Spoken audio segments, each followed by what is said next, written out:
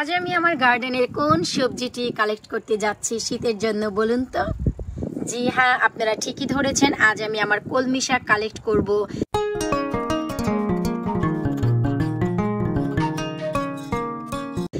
শীতের জন্য সঞ্চয় করব। বরাবরই আমি আমার গার্ডেনের অনেক শাকসবজি সঞ্চয় করা শুরু করেছি, যেন এই সামার শেষ হলে আমি শীতে খেতে পারি এবং আর্লি সামারে এন্ড অফ ডিসেম্বর বা মিডল অফ জানুয়ারির দিক থেকে আমি যেন আবারও নতুন করে সবজি করা শুরু করতে পারি আমার কনজারভেটির ভিতরে। তো আমাদের কাছে সময় আছে অক্টোবর, নভেম্বর, ডিসেম্বর। তো এই 3 মাসের জন্য আমি বেশ কিছু শাকসবজি বরাবরই কালেক্ট করে আমার ডিপ ফ্রিজে রেখে দিই। তার ভিতর এবছর হবে এটি আরও একটি। বেশ কিছু গার্ডেনের শাকসবজি অলরেডি আমি সঞ্চয় করেছি। আপনারা যদি চান একবার আমার চ্যানেলে ঘুরে দেখে আসতে পারেন যে এবছর আমি কি কি শাকসবজি সঞ্চয় করেছি। আর এবছর আমি কি কি সবজি শীতের জন্য সঞ্চয় করব তার একটি পুরোপুরি ওভারঅল ভিডিও আপনারা খুব শীঘ্রই পাবেন। তবে তার আগে আমি ক্ষুদ্র ক্ষুদ্র বিন্দু কণাগুলো কালেক্ট করি, তার মানে হচ্ছে একটি একটি করে আগে সব শাকসবজি কালেক্ট করি, তারপর ওভারভিউ দেখাবো যে আমি এই উইন্টারের জন্য, শীতের জন্য কি কি সবজি কালেক্ট করতে যাচ্ছি। তো এই যে দেখতে পাচ্ছেন কলমি শাকটি, এটি হচ্ছে আমার দেশীয় কলমি শাক, যা দেশীয় বীজ থেকে বানানো। খুবই বড় বড় পাতা এবং মোটা মোটা পাতা। আশা করি আপনারা দেখতেই পাচ্ছেন যে কতটা মোটা মোটা ডগা হয়েছে। আর কিছুদিন আগেই কলমি শাকের একটি আপডেট আমি দিয়েছিলাম আমার গার্ডেনের কলমি শাকের যে কি অবস্থা, আর একবার লাগিয়ে 12 মাস আপনারা কিভাবে খাবেন আমি তাও বলেছিলাম। আর আজকে আমি আপনাদের সাথে সেটি শেয়ার করব। এবছর আমি যেহেতু এই শাকটি কালেক্ট করতে যাচ্ছি, তো রাইট ওয়েতে কিভাবে কালেক্ট করতে হয় এবং পরবর্তী বছরের জন্য কিভাবে আপনারা এই শাকটি রেখে দিতে পারেন পটে, তাই আমি আপনাদের সাথে শেয়ার করব। খুবই সাধারণ। এই যে আমি একটু দেখাচ্ছি নিচ থেকে, এই যে দেখুন, এই যে একটি শাক, এখানে দেখুন 3টি ব্রাঞ্চ হয়েছে এই শাকের মাথায়। আমি চেষ্টা করছি আপনাদের একটু দেখাতে। তো এখান থেকে আমরা শুরুতেই কি করব, একটি কেটে নিব। একটি কেটে নিচ্ছি আমি। তারপর হচ্ছে আমি এখান থেকে আরো একটি কেটে নিব। আমি সাইডেরটি কেটে নিচ্ছি যেন মাঝখানের ডগাটি থেকে যায়। এই যে দেখুন, মাঝখানের ডগাটি আমি রেখে দিচ্ছি। যদি অনেক বড় হয় তবে আপনারা এখান থেকেও কেটে নিতে পারেন, সাইড থেকে অলরেডি ডগা বের হয়ে যাবে। এই যে দেখতে পাচ্ছেন এই সাইড থেকে অলরেডি আরো একটি ডগা বের হবে। তো আমাদের কলমি শাক ঠিক এইভাবেই কালেক্ট করতে হয়। আর এই যে দেখুন, আমি একটু দেখাচ্ছি, আমি কিছুদিন আগেই আমার গার্ডেনে সেচি শাক কালেক্ট করেছি এবং কিভাবে কালেক্ট করতে হয় দেখিয়েছি, অনেকটাই সেচি শাকের মতো। এই যে দেখুন, আমি এই কলমি শাকটি তুলবো, এই যে সাইড থেকে যে 2টি পাতা বের হচ্ছে, আমি কিন্তু এখানে কাটবো না, আমি এখানে কাটবো। তো ঠিক এইভাবে শুরুতে আমি সবগুলো শাক তুলে নিচ্ছি, তারপর আমি দেখাচ্ছি যে এই পটের কি অবস্থা। শুরুতেই একটু দেখে নিন যে আমার এই পটটির কি অবস্থা, কতগুলো শাক এসেছে আর কাটার পর কি অবস্থা হয়। আলহামদুলিল্লাহ আমি অনেকগুলো কলমি শাক তুলেছি। আপনারা একটু দেখুন, আর ডগাগুলো দেখুন যে কতটা মোটা, মনে হচ্ছে কিন্তু ডগাগুলো খাওয়া যাবে না, এতটাই কচি। দেখুন আমি একটু নখ দিয়ে প্রেস করার পরে কিন্তু ভেঙে গেছে। খুবই কচি আছে। আসলে মোটা থাকার কারণে মনে হচ্ছে যে এগুলো শক্ত হয়ে গেছে, তা নয়। আমি কিন্তু সবগুলো শাক হাত দিয়েই তুলেছি, আমার নাইফ বা সিজারের প্রয়োজন হয়নি। আর এই যে পাতাগুলো দেখুন, মাশাআল্লাহ অনেকটাই বড়। আর হচ্ছে বর্তমানে এই যে দেখুন, আমি পটটি দেখাচ্ছি আমি কিভাবে কালেক্ট করেছি, এখন আপনাদের সাথে একটু শেয়ার করতে সুবিধা হবে। এই যে দেখুন, মাঝখান থেকে যেই বড় ডগাটি ছিল আমি কিন্তু সেটি তুলে নিয়েছি, আর দুপাশে 2টি গাছ আছে সেটি আমি রেখে দিয়েছি, কারণ এগুলো আবারও খাবারের উপযুক্ত হবে। ঠিক এতটাই বেড়ে যাবে আগামী 1 সপ্তাহ পর। যদিও এখন ঠান্ডা যাচ্ছে, একটু বাতাস, একটু রৌদ্র পড়লেই আবার এই পটটি ভরে যাবে। তাছাড়া বড় বড় শাকের কারণে মাঝখানে যে বেশ কিছু ছোট ছোট কলমি শাক ছিল তা আলো বাতাস না পাওয়ার কারণে তেমন বাড়তে পারছিল না। এখন যেহেতু শাকগুলো কেটে দিয়েছি, এখন বাকি শাকগুলো খুবই ভালোভাবে বেড়ে যাবে। আর এই যে মাঝখান থেকে 1-2টি পাতা বাগে খেয়েছে, এটি ঘাবড়াবার কিছুই নেই, একটু টেনে তুলে ফেললেই হলো। আর অবশ্যই আপনারা এতে নিম অয়েল স্প্রে করে দিবেন, এতে করে অতিরিক্ত কোনো বাগ এতে আসতে পারবে না। পারফেক্টলি কিভাবে নিম অয়েল দিয়ে আপনারা বাগ কিলার বানাবেন, কীটনাশক, তার একটি ভিডিও আমার চ্যানেলে আছে, আপনারা চাইলে সেখান থেকে দেখে নিতে পারেন। শুধু তাই নয়, আরো বেশ কয়েকটি পদ্ধতিতে দেখানো আছে কিভাবে আপনারা ঘরে বসেই কীটনাশক বানাতে পারেন গাছের জন্য, যা গাছে কোনো ক্ষতি করবে না।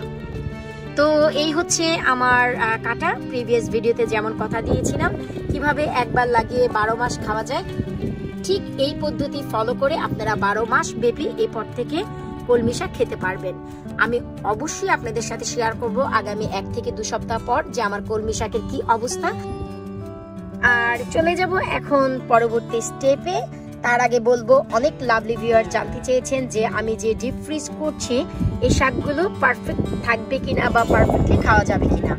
আমি এখন আপনাদের সাথে শেয়ার করছি কিভাবে শাক সঞ্চয় করা যায়। অবশ্যই আমি এই ফ্রোজেন সবজি দিয়ে আপনাদের সাথে রেসিপিও শেয়ার করব, একেবারে 100% কোয়ালিটি সম্পূর্ণ রেসিপি, যা ফ্রোজেন হলেও বোঝার কোনো ক্ষমতা নেই যে এই শাকটি দিয়ে আমি রান্না করেছি।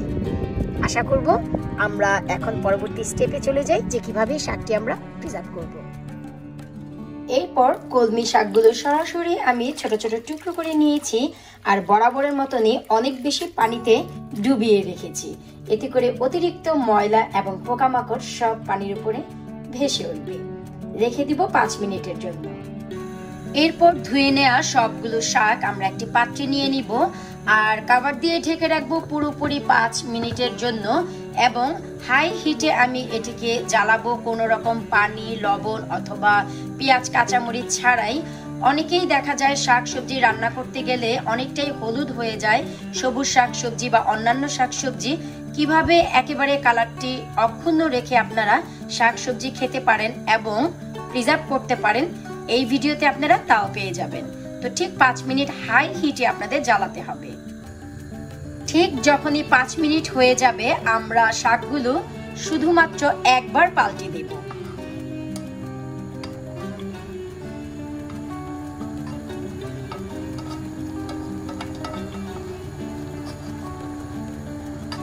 শুধু একবার পাল্টে দিব। এরপর কভার দিয়ে ঢেকে রাখবো আরো 2 মিনিটের জন্য। 2 মিনিট হয়ে গেলে কভারটি আমরা সম্পূর্ণ তুলে ফেলবো, কারণ এখন আমাদের যে শাকের অবস্থা এতে কিন্তু বোঝা যাচ্ছে আমাদের শাকটি সম্পূর্ণ ট্রান্সপারেন্ট হয়ে গেছে।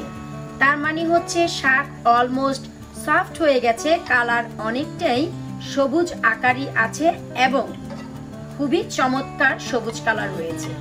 আর নিচ দিক থেকে কিছুটা পানি আমরা দেখতে পাচ্ছি। এতে করে এখন কভার ছাড়া আমরা আরো 1.5 থেকে 2 মিনিট জাল করব। এতে আমাদের এই শাকের কালার সম্পূর্ণ অক্ষুণ্ণ থাকবে, মোটেও হলুদ হবে না।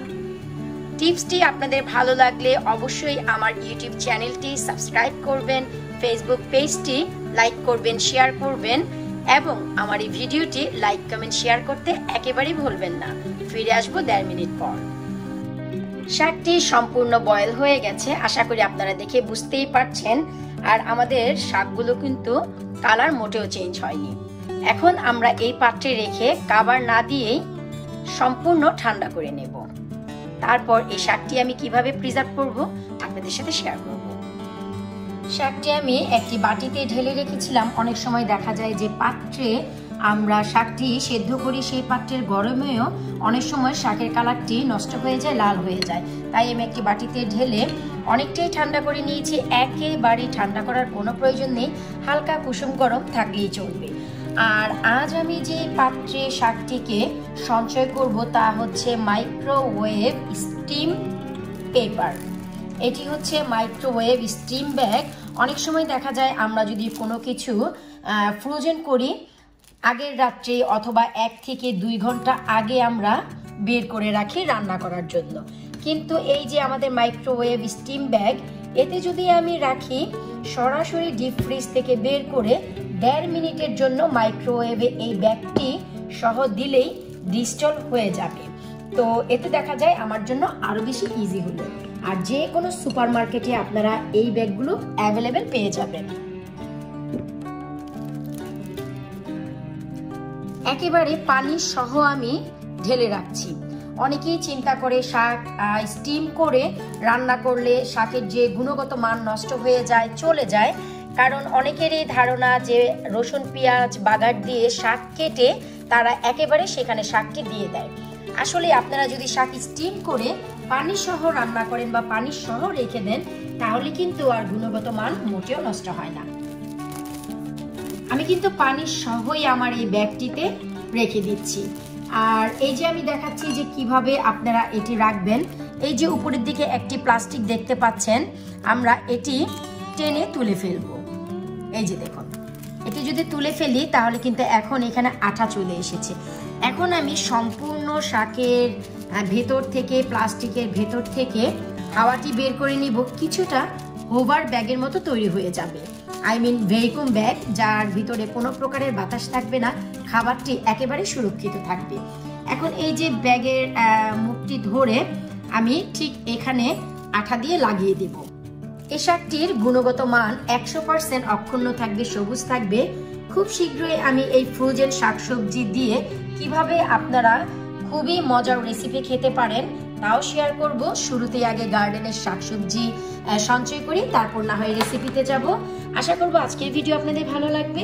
যদি ভালো লাগে অবশ্যই চ্যানেলটি সাবস্ক্রাইব করে পাশেই থাকবেন। পরবর্তী ভিডিও দেখার আমন্ত্রণ জানিয়ে সবুজের সাথে শেষ করছি আজকের মতো। আল্লাহ।